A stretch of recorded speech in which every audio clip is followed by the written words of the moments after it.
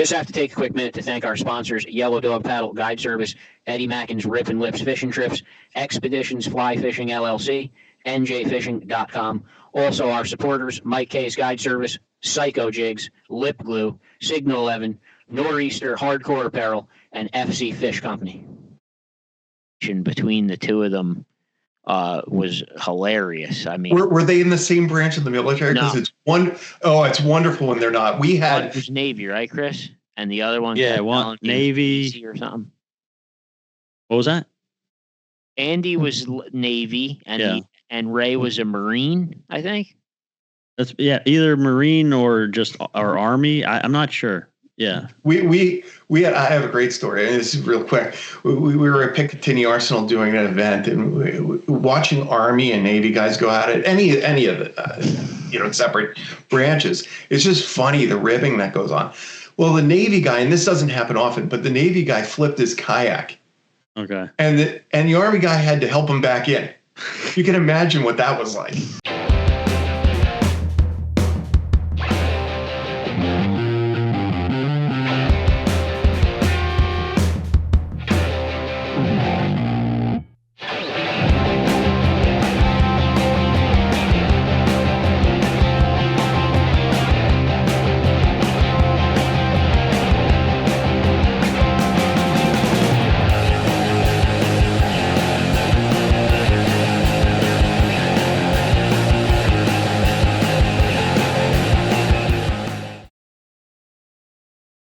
Tons of stuff going on from Yellow Dog Paddle. If you go to Yellow Dog Paddle's website, there's even more information on there.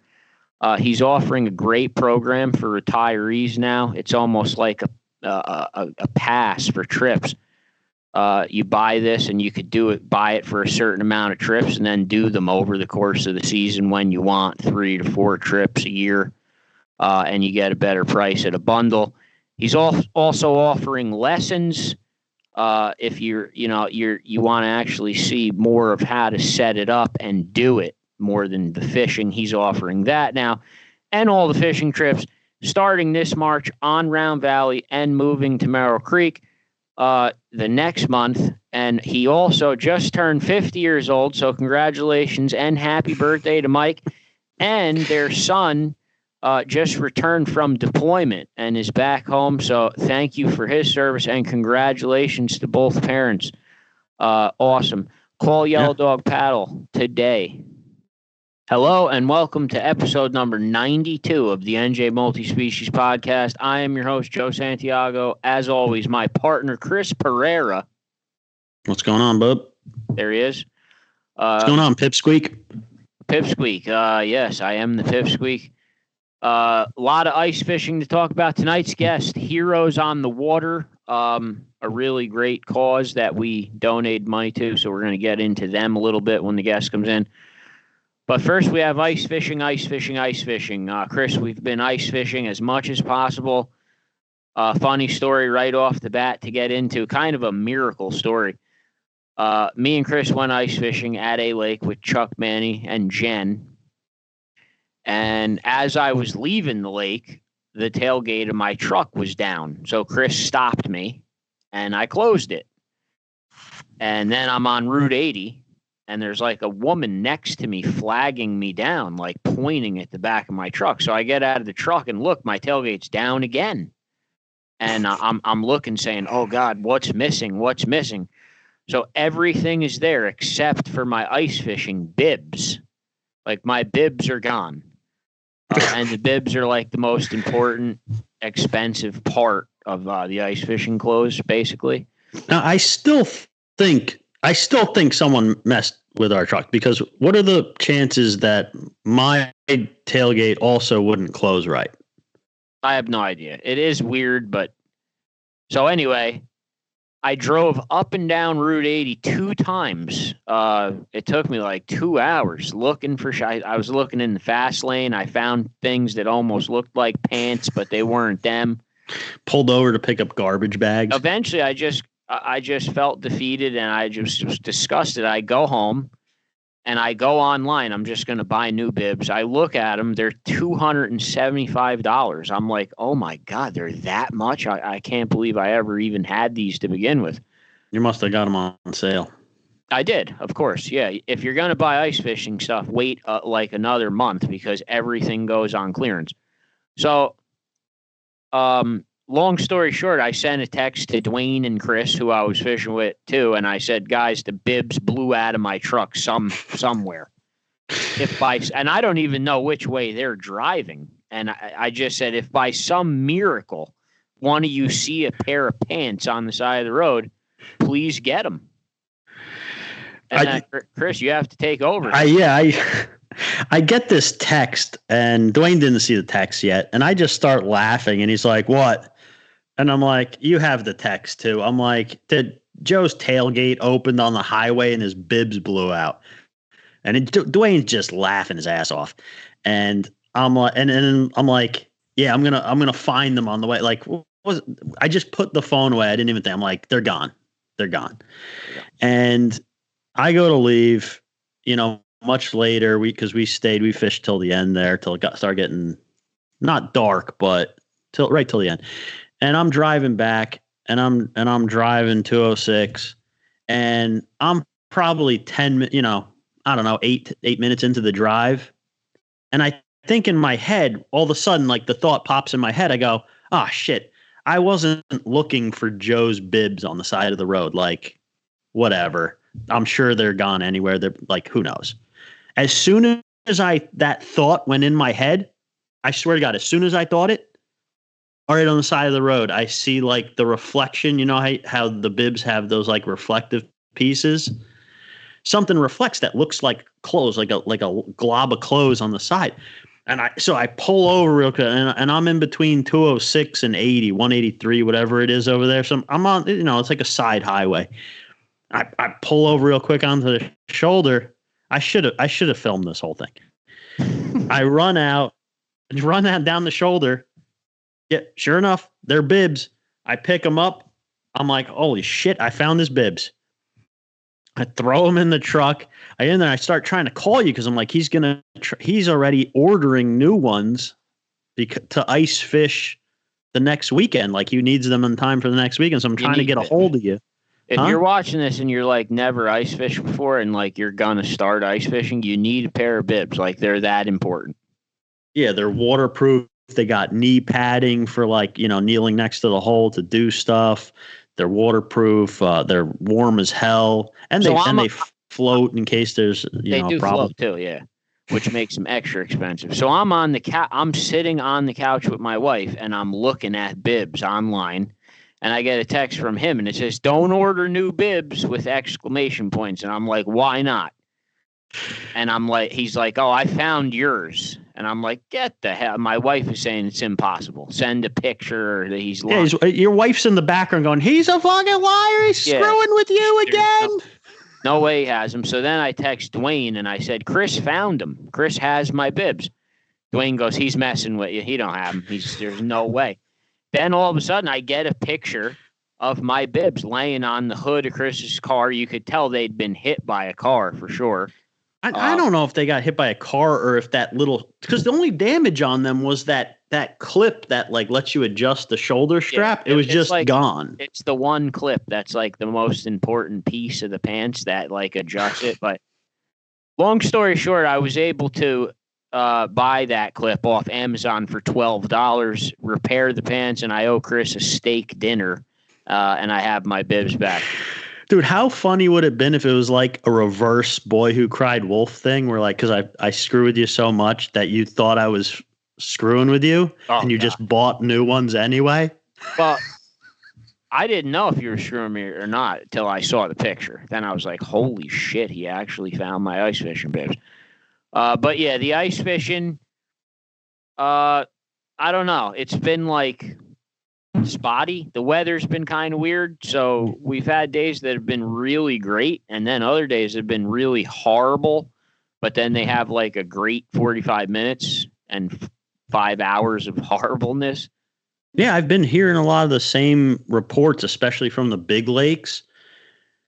they're just not fishing right. There's something's off. And the only variable that's the same for all these lakes all over the place is that we had that long drought, that long extra dry drought, and a lot of some of the reservoirs got drawn down to feed water into other reservoirs. Some of the bigger lakes just got drawn down from normal, so people could fix their docks and stuff, like scheduled drawdowns and stuff. And it's just, that's the one consistent variable that I can figure is it has something to do with the drought / drawdowns / weeds being affected and not growing as much or as high as they normally do in the same spots. I don't know. It's been weird. I have what role do you think wind plays any role in ice fishing at all? I'm sure it does, but I mean, it obviously is going to be annoying to the angler standing on the ice. You got to keep your back turned. Obviously, it's just making everything more uncomfortable. But are the fish actually feeling any effect from the wind underneath the ice? I wouldn't say it's from the wind. But the wind changes are usually accompanied by pressure changes, right? So that they're going to feel, obviously, some fish more than others, it seems like. But I don't know. We've been, I did a couple of trips for salmon, which typically, like salmon and trout, you don't see affected as much a lot of the times from the pressure changes. At least that's what I've noticed.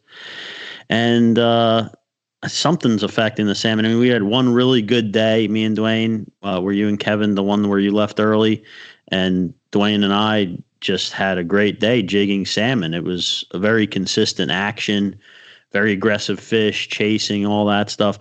And we went back the very next day, and it was slow again. We had a big group, and that lake's stocked with trout too, right?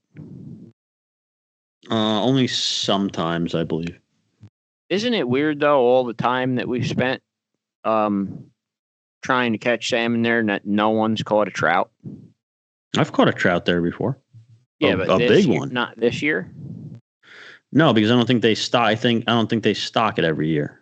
Because I've seen other pictures of people posting, they have a little bag of rainbows and salmon. But we haven't pulled out one single trout the whole season. Now that I think about it, actually. Yeah, it's going to depend on the lake, but well, some other news I want to touch on, because last week with Jim Hutchinson, we had the long interview, didn't get talked too much stuff. We did Frank Mihalik live, the black fishing seminar on the podcast. It's episode 90, I believe. Yeah. It's now available on YouTube. So if you ever wanted to see Frank Mihalik's Blackfish seminar, it is on YouTube, episode 90, and it's the first one we've ever done in person. It's kind of funny to actually watch me trying to figure out where to look and stuff. It's the first time we ever did it. So I've never seen anyone so confused. I was very confused. I'm so used to looking right here. And then at Frank's, the camera was to my side, so you could see as soon as it starts. I'm like, welcome to the podcast. I did not. Yeah. You know what it reminded me of? That scene from Anchorman where he's, or not Anchorman. Oh, is it Anchorman? Yeah. No, it was Talladega Nights, where he's doing the interview and he's like, I don't know what to do with my hands. Exactly. That's you. Exactly. The entire 2-hour episode. And you could ask my wife, that's the longest I've sat in a chair in my entire life. I'm either standing up or laying down. I never sit, ever. And I was sitting there, so I was like, I'm wiggling around. But yeah, Frank did an amazing job. We got a lot of compliments on it. If you're really interested in catching, targeting giant trophy blackfish, that's all he does and talks about. And he really put out an informative piece of, I don't know what content we'll call it. It's there forever. Yeah, it's literally his Trophy Tog seminar, the seminar that these shows ask him to do every year. And I guess he's over the years, he's just had so many people that can't make them, And you know what's crazy? When I first went to Frank's seminar, one of the first ones I saw a few years ago, I remember a guy in the front row when the show ended.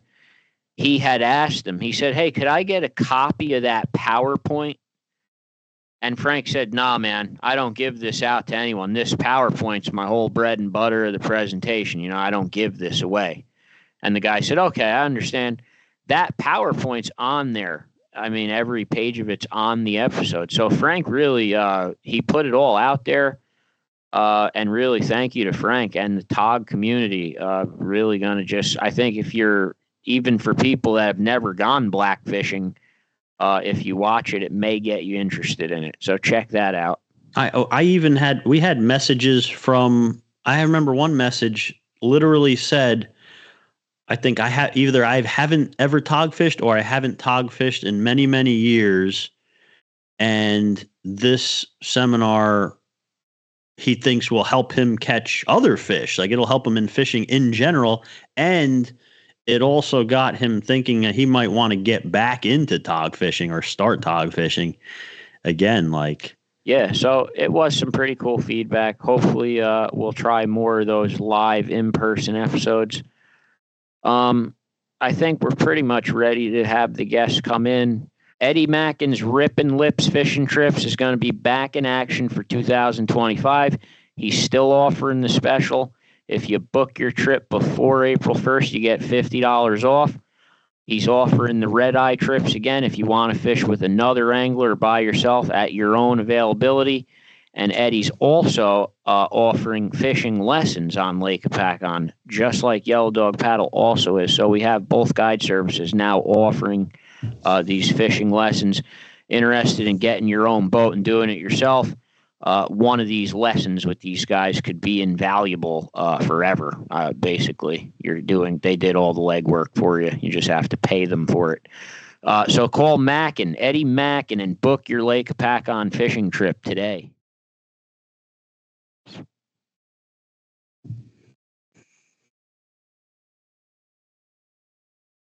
So just to touch back on the ice fishing real quick, we have been getting a lot of messages and interest on the pictures and videos. Just so everyone knows, the current guide that we are associated with that is offering ice fishing trips is Mike K's guide service, and he does supply all equipment. So if you're interested in ice fishing or just want to try it for the first time, call Mike K. He'll supply everything for the day. All you have to do is come and stay warm. Mike K's guide service if you want to go ice fishing. Our guest is ready. We have from Heroes on the Water, Jonathan Moeller. He's been a member for 12 years. He's now part of the board. I believe it was the assistant executive coordinator, assistant coordinator, Heroes on the Water.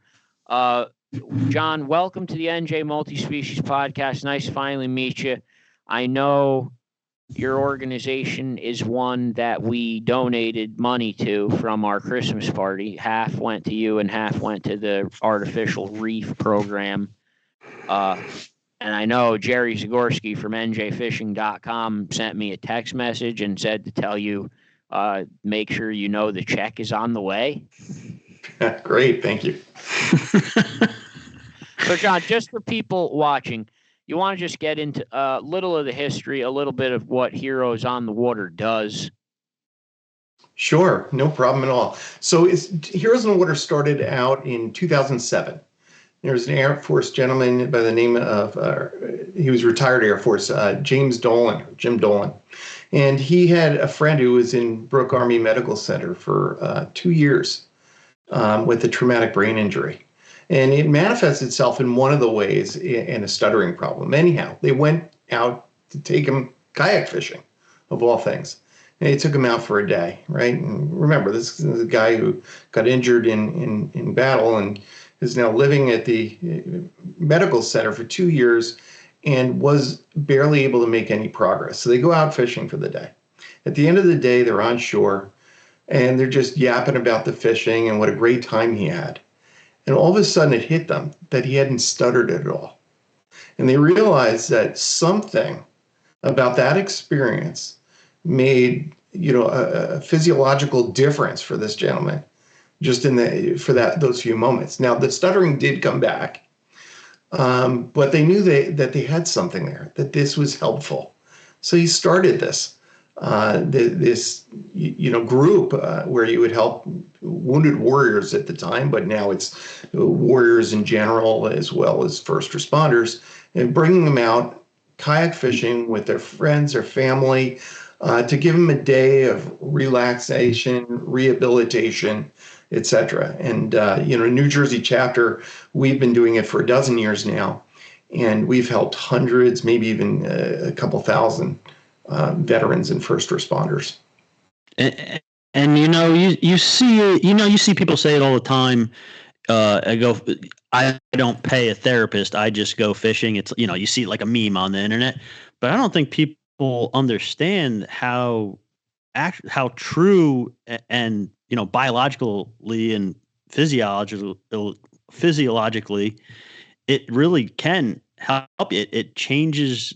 I mean, it can change the chemistry in your brain. And like you said, it's not magic.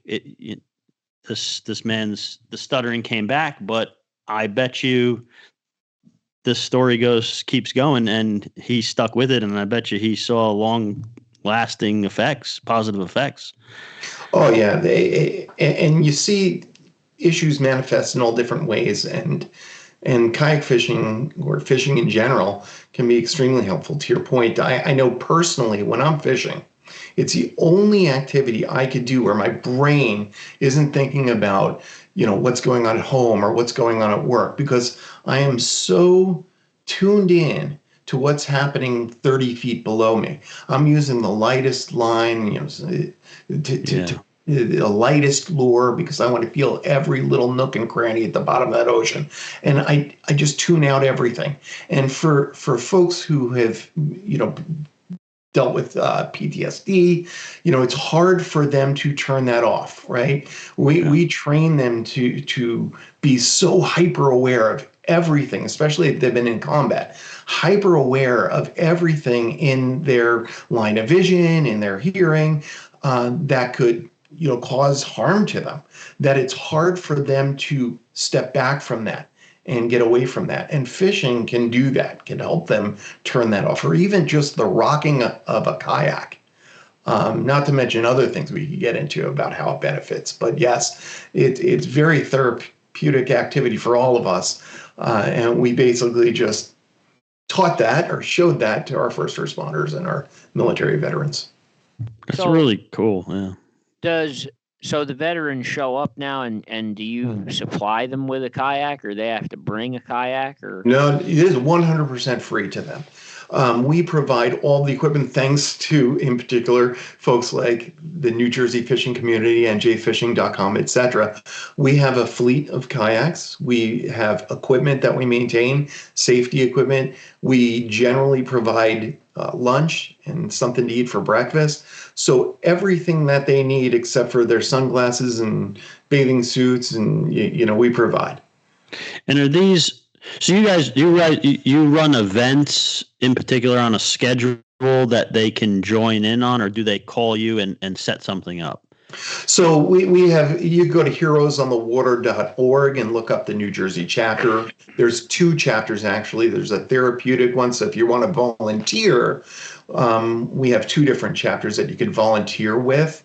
The therapeutic one works almost exclusively with the VA, Lions VA Hospital, and we do them at Picatinny Arsenal, but we bring groups in from the VA hospital. But for the New Jersey chapter, and it's all the same leadership team, it's just we differentiate that because there's some funds that the government gives for the therapeutic chapter, right, based on what it does. So for those, from a volunteer standpoint, you could help with all of them. From a participation, if you're a first responder or a veteran and you're not in the VA hospital, you want to look at the New Jersey chapter events. Or you can find us on Facebook. We have the Heroes on the Water New Jersey chapter there.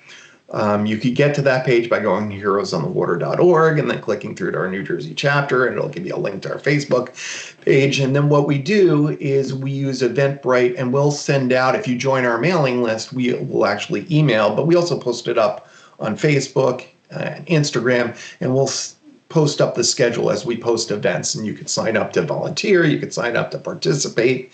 Volunteers, if you're going to be an on the water volunteer, you got to bring your own equipment. But we'll provide food. So as far as participants, we do it all for you, and it's free of charge. And by the way, all of us are completely 100% volunteer. There's no payroll in New Jersey. Everything that you give to us, as long as you earmark it, and Jerry will say, make this for New Jersey chapter, goes 100% to putting a butt in the seat, right, in a kayak seat. So, and we're really, really super proud of that, right? It makes us real authentic in what we do. No hidden agendas here from any of the volunteers. That's awesome. So anyone who wants to volunteer, if you have a kayak and some fishing equipment and safety equipment, you can pretty much volunteer. Yeah, that's just for on the water. I mean, we have a group that helps prepare the kayaks in the morning, get them off the truck, put a rod in each one, right? Help get the food set up, clean up afterwards. So we actually have, when we do our sign up, you could sign up to be on the water volunteer, in which case you have to have a kayak, you have to have PFD. Safety is number one, right? PFD, your own fishing gear if you want to fish, and just that's really all it takes to volunteer on the water. And then you could sign up for land too. So yeah, cool. Not restricted to just on the water kayakers. It sounds a lot like what Project Healing Waters does with fly fishing, but you guys are like the same thing kind of with kayaks. Yes, very, very similar. Yeah, yes, it's pretty cool. And I mean, thank you. I want to thank you for this, because obviously anyone who donates their time to veterans is just unbelievable. I think it's amazing. Are you a veteran yourself? I feel like it's the least John? We could do. I find it so surreal afterwards when these folks who are willing to, pay the ultimate prices so that I can have my freedom is thanking me for this day. Yeah, it is amazing. It blows my mind. And I say, thanking me, what, look at you what you gave for us. And they're like, I'm doing my job, right? They always say the same thing, I'm doing my job, right? My job doesn't ask me to put my life on the line every day. So, and that's obviously where the name came from, Heroes on the Water.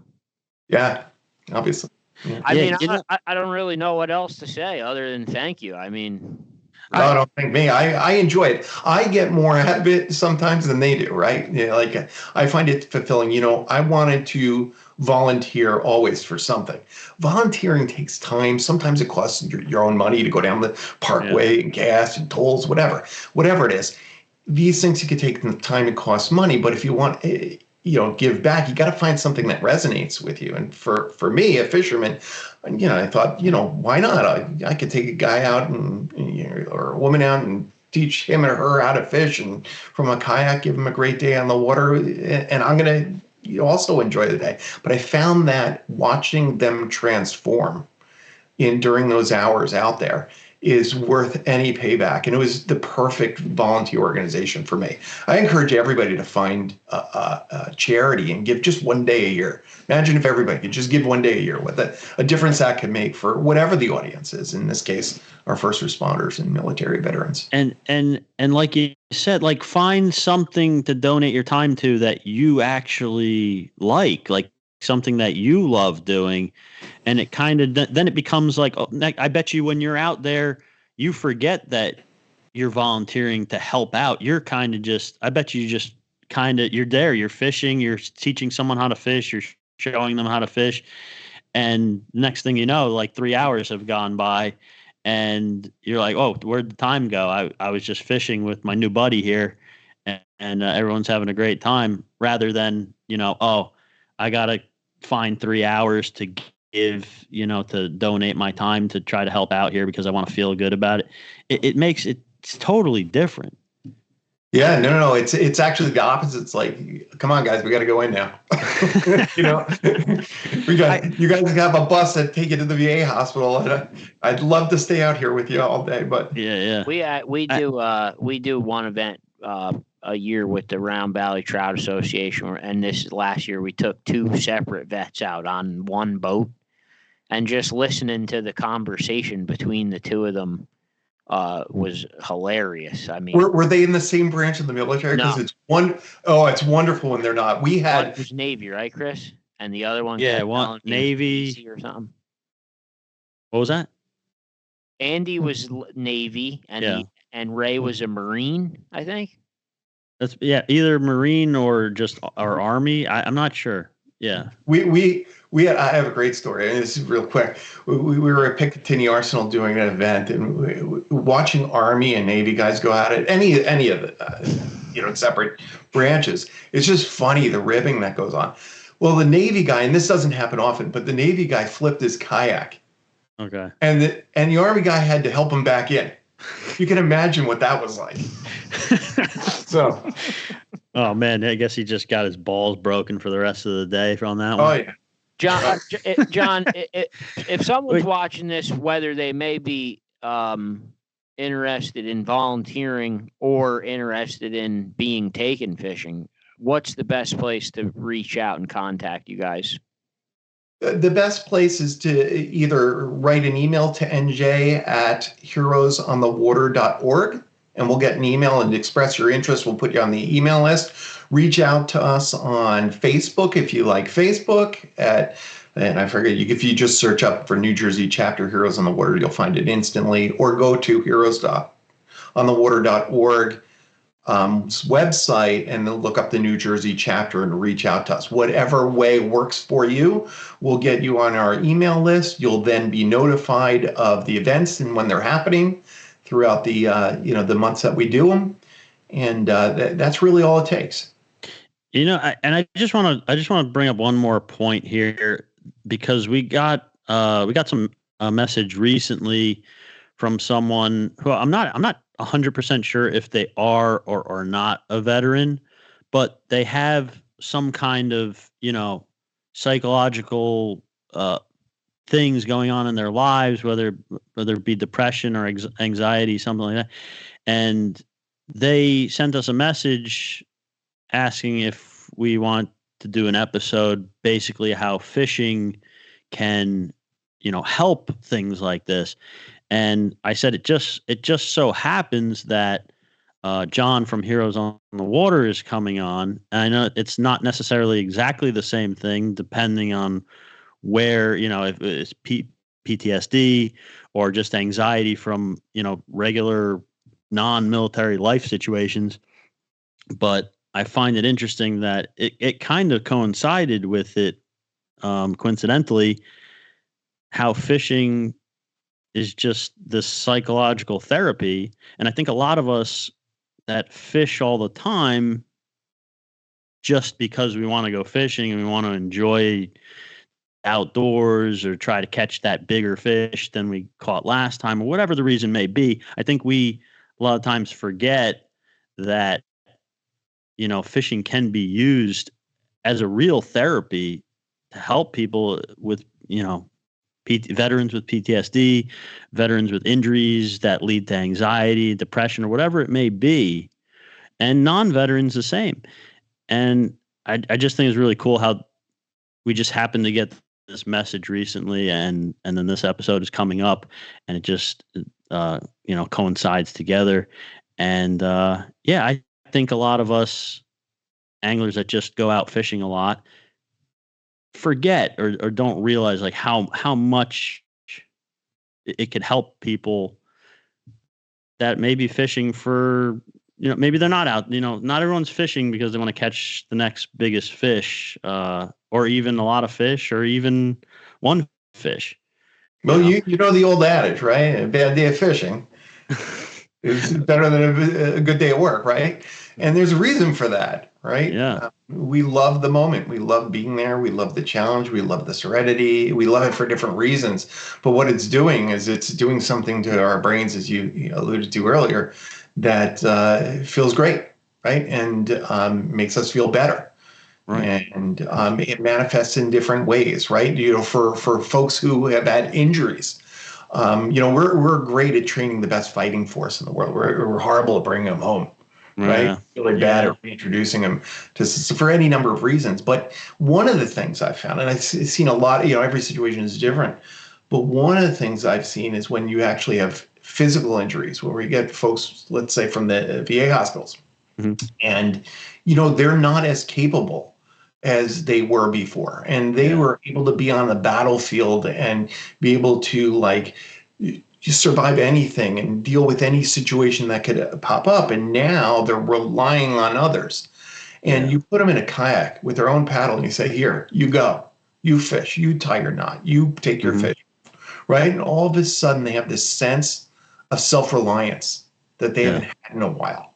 Now you can imagine what that does to somebody who's so trained to be self-reliant and now not able to for some reason or other. And that's just one extreme of it, right? In one way it helps, but I love that example. Actually, it really shows, how we overlook things like setting up your own gear, tie your own knot, paddle your boat out, or even if you have a motor, you got to find the spot. It all really comes down. It's just you and nature, and it's not really you versus nature. It's just you trying to be part of nature. And I don't know. I don't even know how to explain it, but it's more. It's more than Jurassic Mm-hmm. just Park speech coming. No, I don't think so. I think John said it best already. I'm really glad there's an organization like this, and there's a couple other ones too, like that, like the fly fishing one that Joe spoke about. I don't even remember it now. Healing Waters. Yeah. Project Healing Waters. There you go. My friend. Yeah, I'm glad there's organizations like this, and I think Joe and I got to find the time to volunteer with you guys at one of these events and stuff. We do both have a kayak. We don't use it that often because we're usually fishing different methods, but we do have them, so we can participate in the on the water part of it, and it's just. To us, fishing is simple, or it can be simple at least. It could be as complicated as you want it to be, but it can be simple. And to us, it's just something that we overlook. Someone that has never fished before, even they just haven't fished in a long time, it can be daunting to just, hey, let me grab some fishing stuff from the store and go fishing. It's not really that simple to someone who doesn't do it that often, and the organizations like you guys kind of cut that out. Yeah, just absolutely. Forget about just show up. Yeah, we got it for you. We'll our number one goal on the water: make sure you're safe. Number two, make sure you have a good time. Sometimes that means I sit here and I figure out what the fish are biting on. I teach you and I get real close and we talk all day. Sometimes I stay 30 yards away from you and just make sure you're okay and let you have your moment, your hours, right? Sometimes you just want to paddle around and I'm just here and you're talking because you just need somebody to talk to, right? It manifests into all different ways. That's awesome. Yeah. But to your point, it requires nothing of them other than just show up, and we'll give them whatever day they're looking for. We feel them out, and that's it. And we talk to our volunteers, especially on water ones, ahead of time, and we let them know. Number one, it's their day, and you help as little or as much as they would like. You feel them out, and it's pretty easy to feel out, right? People kind of do their thing. Yeah. That's awesome. If anyone watching this wants to get involved, you have the information now of where to contact. John, I want to thank you so much for taking the time to come on the NJ Multispecies podcast. It's been an honor to talk to you. And hopefully Chris is right and we can get involved in one of the we like doing these veteran type events when we can. So that would be awesome. Great, and we look forward to having you there and having volunteers show up, as well as any veterans and first responders out there listening. This is open to all of you, and you bring your kids, connect with them out on the water, etc. Let me just ask you one more thing. So, if we could get a group together, a group of volunteers, like how much is there such thing as too many volunteers at one time? Because there is. So there is. We try to keep the volunteers, depending on the size and the venue, to the right amount. Okay. But there could be too many, because what happens is volunteers want to feel like they're making a difference, right? And they are. Right. But if you have too many, then they're like, what did I do all day? So you got to be careful of that. Right. Yeah. Because sometimes we post stuff like where we think we're like, oh, let's see how many people we could get to do this event, and then the next thing we know, we're like, why do we have 800 people that want to do this? Like now we have to turn them all away. But we could, I think we could get like a small group together and do a volunteer day or something. We'll go through your website. We'll see what works there, and yeah, I think that's awesome. Just so you know it, I don't know when this is going to air, but right now there's nothing up yet. We didn't put the schedule up for 2025, and we tend to announce things as we go. If you put things up too early, it's a free event, so a lot of folks will sign up to participate, not the volunteer ones, but the participants, and then they forget or they have something else go on and they don't respond. So we don't put them all up for the year. We put them up as we go. That makes sense. Let folks know about it. Yeah, it's hard. You don't want to charge anything, right? Even if it's refundable if you show up, because that really is not the spirit of what we're doing, right? Yeah. But you got to manage it in a way that you don't end up with, available boats when somebody could have gone, right? So it's a tricky thing to manage. Yeah, no, that's probably a good idea. Kind of not go too far prior, and you don't want to give up the spots that someone else could take, and you only have a certain amount. Yeah. Yeah, one other thing I wanted to add here, before you end, I just want to thank you guys again, right? You for your podcast, NJFishing.com, the whole community in New Jersey. There are over 50 chapters in the United States, and we are one that's always run in black. Thank you to our local community, because whenever we ask, and it doesn't take much to run this, but it does take something.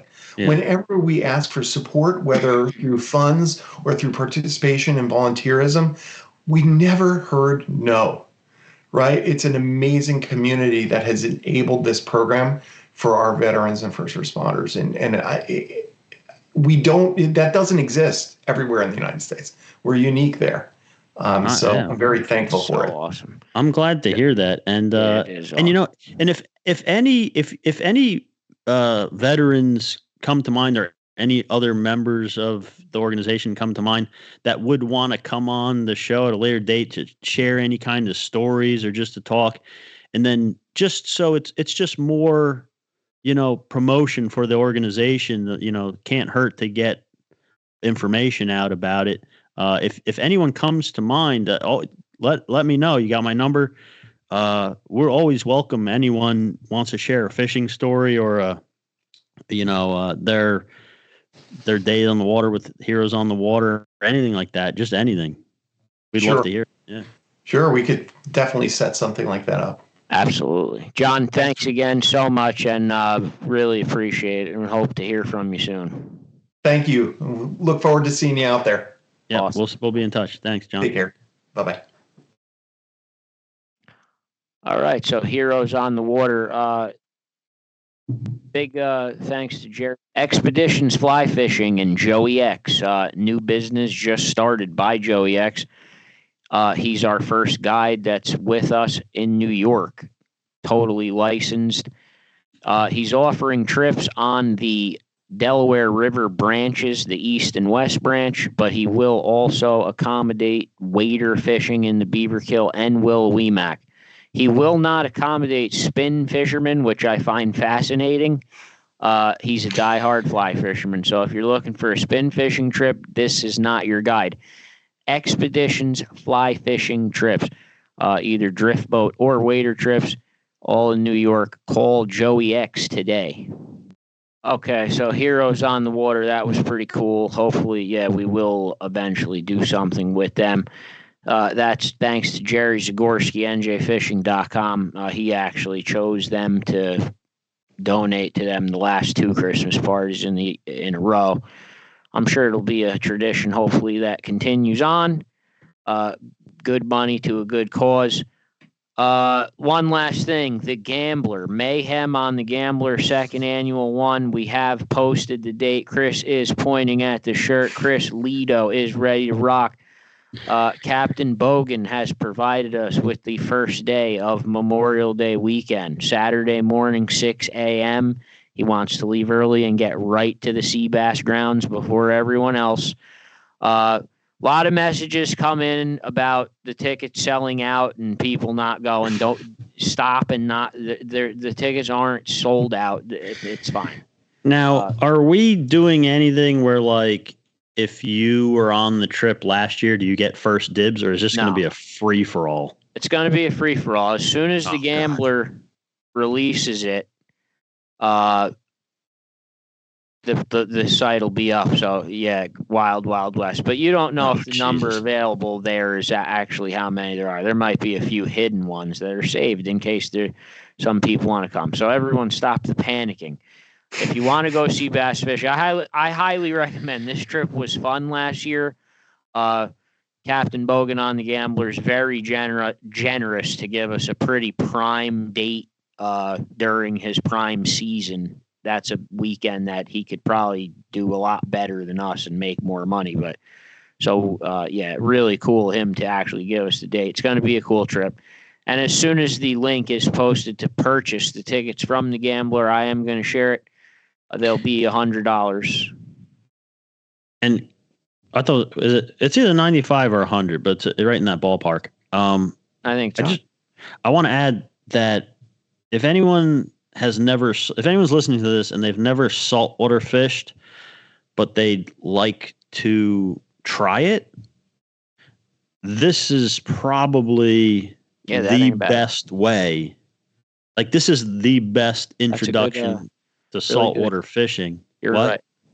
I really agree with you. You're right about that. This is like a sea bass party boat. This is like the best one to start with. It's because one, sea bass. I won't say they're easy to catch, but you catch a lot. You catch a lot of them generally. They're very predictable for a good captain, which the Gambler is great. Like, they know where they are, unless some unforeseen event that like shuts down sea bass bite all over New Jersey.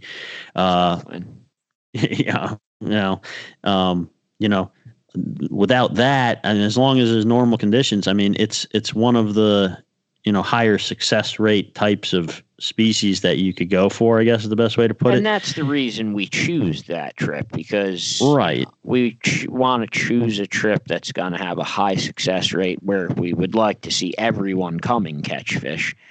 Sea bass is the best option. And and they're delicious, obviously. If you've got you can actually, talking about someone who freshwater fishes and wants to try saltwater fishing, you can use one of your, I'll say, medium heavy freshwater setups for this. Well, you saw Fast Eddie commented under it. He's in and he's got his trout rod ready. Like, he's ready with the ultralights. They are fun on light gear too. If you have a freshwater setup that can handle like a 3/4 to 1 ounce jig, like a medium heavy type of thing, something that you'd fish for like lake trout or I don't know, heavier bass, something like that. You could use it. Like, you don't have to buy new gear, and also they have gear on the boat that you I think if I read the email correctly, he's including the gear. So if you don't have if you have no gear at all, they have a setup for you to use. If you start snapping lines, you'll have to buy a new rig, but they'll give you a rod and a reel. But yeah, everyone, we have more spots than last year. Like I said, the captain gave us even more of the boat. There's more room. We'd love for everyone who's available to come. It's going to be fun. I'm sure there's going to be some other raffles on the boat. I know Psycho Jigs has already said something about having a giveaway on board. Yeah, guys are already, companies and stuff are already reaching out and offering, prizes and stuff. And I don't know, maybe we'll figure out a cool way to do it. Like, didn't you suggest something last time? Like, I always said one thing would go to the first keeper. How did we last year? Jigging World, I think, raffled a pole off. I don't remember how. We might have just did raffle tickets. I think that was just everyone had, whatever. Everyone's ticket got put into a bucket and they drew one. But, I think they get the drift. The trip's awesome. It's going to be a fun time. So as soon as the Gambler adjusts their website to make that trip purchasable, I will post it. And there's no need to panic. There's plenty available. I mean, they are going to run. I mean, not everyone. Yeah, don't wait. I mean, if you want to go, buy them. Just buy them, but don't go crazy. I mean, I don't know if you really want to go. You might want to go a little crazy. Yeah, if you want to really go, I'd buy them fast. But yeah, okay. So Mayhem on the Gambler. Anything else, Chris? Who's the guest next week? Next week we got our new buddy Garrett Weir that we fished with Frank Fish Finders from Fish Finders. Yeah, he was nice enough to tell. He had Frank on his trip already, and they had 2 extra spots. And I love I'm sure a couple of his buddies couldn't go, and he was nice enough to let Frank bring 2 of his buddies, and Frank was nice enough and thoughtful enough to invite us, and we got to fish with these guys. And even take out my double-digit PB tog, still a great day, like just a blast with these guys. It was so much fun. I love Garrett, and he's my new best friend. And when he comes on here, I'm gonna kiss his ass real bad, just like Frank's seminar says to do. You have to kiss ass people that are on good blackfish boats. Ice fishing, Chris, it looks like we may get we're going to probably get a couple more weeks in. We may even get into March. That's hopefully what we're looking at. The forecast looks cold. Yeah, I may hold out. I will say though, people like to give me a hard time about getting on that early ice, like when it's like 2.5 inches, and I'm checking it and stuff, and I'm like trying to get out there. And let me just say this. People like to give me a hard time about that, and they forget about late season ice. Oh, yeah. You ask me, late season ice is a lot more dangerous than early season ice. I'll agree with that, and I could point out one of the major factors for that. When you go through early season ice, it's very obvious where the hole is that you went through, and in that situation, obviously, it's not easy to find, but it's easier. That late season ice with all that snow and slush and shit on top, if you go through, there's a good chance that hole gets covered by shit, snow, and you just vanish. I mean, you're 100% right. I think a lot more people get fatally wounded in late season ice than early ice. Yeah, and that late season ice is not usually, the quality that you see that first ice, right? If you don't get the snow, let's say I'm checking early ice, I know it didn't snow, and I watched this place free. I checked it after work multiple days in a row, or whatever the case may be. I watched this place freeze. I knew that side was open water, and I knew this side was froze first, and I can check it, and it's black ice and it's hard ice, and when you get to late season ice, you've had snowstorms and then rainstorms on it. You've had melting, then refreezing, and you have all kinds of layers of different ice on there. And so you're not talking about the same quality of ice. 3 inches of ice early season and nice black smooth ice is a lot different than 4 or 5 inches even of this like layered crust, black ice crust, bubbles, honeycomb, then another little bit of it. It's much different. It's much less stable. It's much less quality. And so I guess my warning would be more for this late ice as we get into this like melting and refreezing of the hot days with the still cold nights. Don't assume that the place you've been ice fishing for the last couple of weeks is going to still be good because it's still been cold at night. It is freezing now, though. There's got to be more ice growing. It's so cold. It is. And, well, that's my point, right? I'm looking at thicker ice in general, but if you look at the layers of it, the quality is not already isn't there what it was at the beginning. You could see down at the bottom, there's like a 4 or 5 inch layer of that quality ice from the beginning, and then the shit starts on top of it. But I think we're still okay. I don't think it's time to worry yet. No, I mean, we could definitely have next weekend, and I'm sure the weekend after that, and then going into March, we'll start going to New York, and then after New York thaws, we'll go to Canada. We'll go north until it just revolves around the planet. I don't get how anyone doesn't love ice fishing. I mean, anyone who doesn't love ice fishing either never went ice fishing or did it completely wrong. You're full of shit, or you don't like the cold. There are people that really don't like the cold and that they're just not doing it. Well, if you're a pussy, then I can't help you. But there's guys that don't like to be hot. They don't like to be cold. They like to just be comfortable, I guess. Here, you want another nature finds a way moment? Sure. Here's my next set. Temperature is just a state of mind. You're only as hot or cold as you let your brain think you are. They tell me that at work when I say I'm freezing. The heat's in the tools. Get moving. Yeah, the heat ain't in it. Don't warm you up at all. We're gonna be back next week, hopefully, unless we go through this late season dangerous ice Chris is talking about.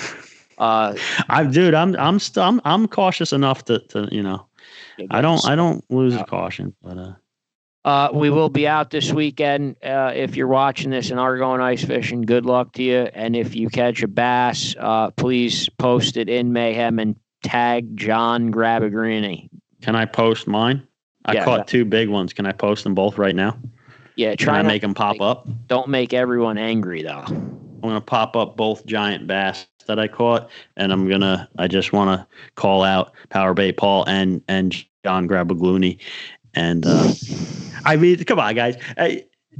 Power Bait Paul compared like a topwater bass strike to jigging panfish. I'm like, dude, it's not the difference between the topwater strike and like fishing through the ice. It's the difference between I'm fishing through the ice and you're sitting home, jerking off thinking about the topwater strike right now because you can't fish because there's ice. Like, what? You're either going to fish or you're not going to fish. Come on. I don't think there's ice down there, is there? Like that place doesn't. But I'm saying ice. It's like they did have ice. They were all complaining that they couldn't go fishing because there was ice and they couldn't cast. Like, come on, you're going to complain about it? Or you're going to Power Bait Paul? If you're watching this, come up here tomorrow and come ice fishing with us. We'll give you all the gear and you come with us. I invited him already. All right. Well, Thomas Wyatt too. I want Thomas Wyatt to come ice fishing. All right, we'll be back next week with Fish Finders. Oh, I almost forgot. Did I get cut already? All right, I'm not cut yet. Suffer for the fish. I didn't miss it. You got it in.